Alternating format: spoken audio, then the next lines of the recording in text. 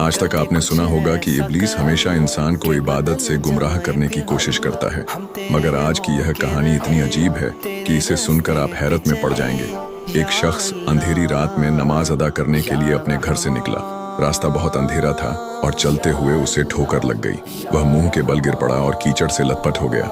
गंदे कपड़े देखकर वह वापस घर लौटा, लिबास बदला और फिर से मस्जिद की ओर रवाना हुआ।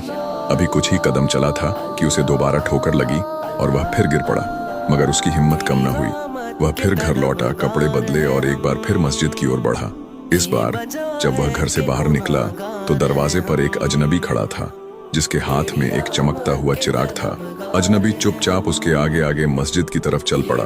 चिराग की रोशनी में इस बार रास्ता साफ नजर आ रहा था और वह बिना किसी मुश्किल के मस्जिद पहुंच गया। मस्जिद के दरवाजे पर वह अजनबी ठहर गया और नमाजी अंदर चला गया। नमाज अदा करने के बाद जब वह बाहर निकला तो देखा कि वह अजनबी अभी भी खड़ा था, मानो उसे घर छोड़ने आया हो। नमाजी को अजनबी पर शक हुआ और उसने उससे पूछा, आप कौन हैं?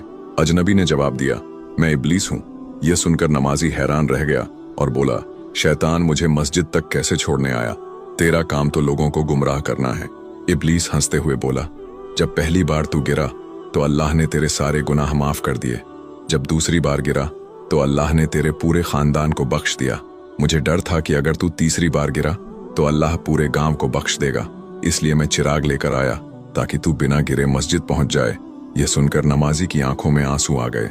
उसने सजदे में गिरकर अल्लाह का शुक्र अदा किया कि उसकी मेहनत और नियत को अल्लाह ने कबूल कर लिया।